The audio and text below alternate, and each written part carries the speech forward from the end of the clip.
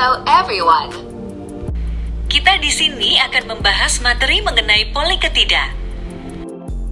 Yang akan kita bahas di video kali ini yaitu 1. Definisi 2. Biosintesis 3. Kegunaan poliketida. Selain itu, kita akan membahas mengenai metabolit sekunder. Nah teman-teman, apa itu metabolit sekunder? Metabolit sekunder adalah senyawa yang tidak esensial bagi pertumbuhan organisme dan ditemukan dalam bentuk yang unik pada setiap spesies atau satu jenis dalam suatu kingdom.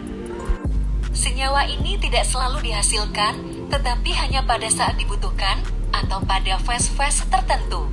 Adapun fungsi dari metabolit sekunder ialah untuk berinteraksi dengan lingkungannya, misalnya mempertahankan diri terhadap kondisi lingkungan yang kurang menguntungkan. Senyawa ini juga dikelompokkan menjadi 3 kelompok, yaitu 1 terpenut, 2 fenolik, dan 3 yang mengandung nitrogen. Poliketida adalah kelompok besar senyawa organik yang terbentuk melalui jalur biosintesis. Poliketida mereka memiliki beragam struktur dan aktivitas biologis, dan banyak yang memiliki potensi farmakologis seperti antibiotik, anti kanker, dan anti parasit. Metabolit turunan asetatsi 2 dan terdapat dalam seluruh organisme dalam bentuk asam lemak dan gliserida. Senyawa poliketida memiliki struktur CH3CH2COIJNCOH yang disebut ketida atau polibeketo. Berdasarkan struktur poliketida tersebut, secara trivial poliketida memiliki nama poliketida atau alkan polyion. Sedangkan secara IUPAC diberi nama polyalkanon. Biosintesis senyawa-senyawa ini diawali gambar 6.5 dengan kondensasi 1 molekul malonyl CoA. CoA adalah kependekan dari kunsima dengan 1 molekul asetil-CoA untuk membentuk poliketida sederhana asetoasil CoA.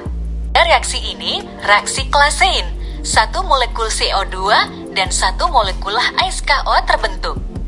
Reaksi ini terjadi karbon di antara kedua gugus karbonil malonyl CoA. Karbon yang bersifat asam merupakan nukleofilik dan dapat menyerang pusat elektropositif kekurangan elektron, misalnya karbon pada gugus karbonil.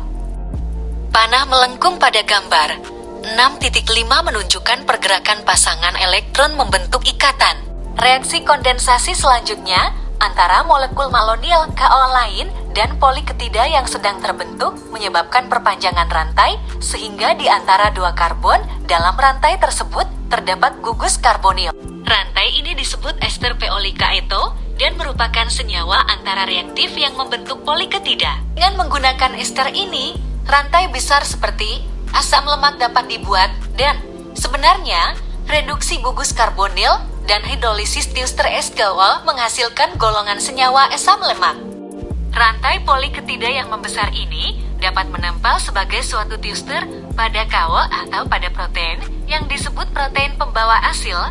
Reaksi Claisen multiple dengan tambahan molekul malonyl CoA dapat membentuk asam lemak berantai panjang seperti asam stearat dan asam miristat. Secara garis besar, pembentukan poliketida berlangsung melalui tahap yang disebut dengan pembentukan rantai karbon poliasetil. Pembentukan rantai poliasetil, suatu produk menengah yang berupa rantai karbon linear poliketon ini, terjadi melalui suatu reaksi kondensasi Claisen antara unit pemula asetil CoA dan unit perluasan malonyl CoA. Adapun kegunaan senyawa poliketida yaitu sebagai antibiotik. Golongan yang sering dimanfaatkan diantaranya golongan makrolida eritromisin, azitromisin, klaritromisin, roksitromisin, golongan ketolida telitromisin, golongan tetrasiklin doksisiklin, oksitetrasiklin, kortetrasiklin. Selanjutnya sebagai anti kanker, misalnya senyawa epotilan.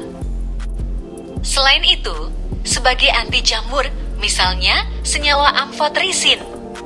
Dan yang terakhir sebagai obat kolesterol anti kolesterol, misalnya senyawa lovastatin.